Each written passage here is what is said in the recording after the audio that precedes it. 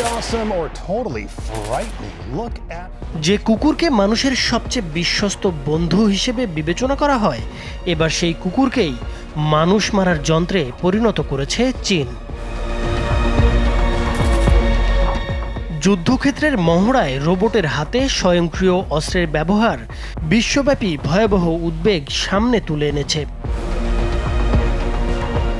কম্বোডিয়ার সঙ্গে সাম্প্রতিক যৌথ সামরিক মহড়ায় চীনের সামরিক বাহিনী একটি কুকুর আকৃতির রোবট দেখিয়েছে, যার পিঠে একটি স্বয়ংক্রিয় রাইফেল লাগানো ছিল। একটি ভিডিওতে চেন ওয়েই নামে পরিচিত এক সৈনিক বলেন, এটি তাদের বাহিনীর নতুন সদস্য।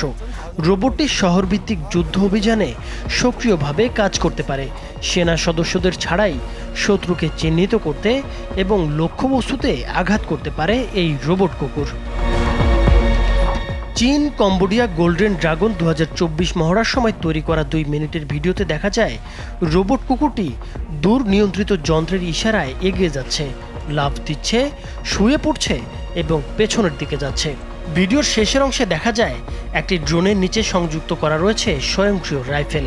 এসবের মাধ্যমে চীন যে বার্তা দিতে যাচ্ছে তা হচ্ছে কৃত্রিম বুদ্ধিমত্তা সমৃদ্ধ বিভিন্ন ধরনের বুদ্ধিমান মনুষ্যহীন সরঞ্জাম যুদ্ধক্ষেত্রের জন্য প্রস্তুত রেখেছে তারা।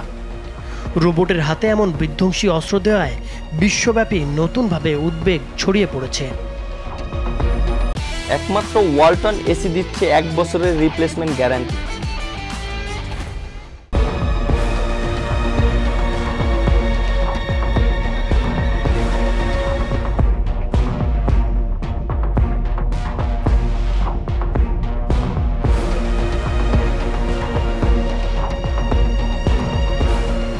নাইমুর হোসেন, মাছরাঙা টেলিভিশন।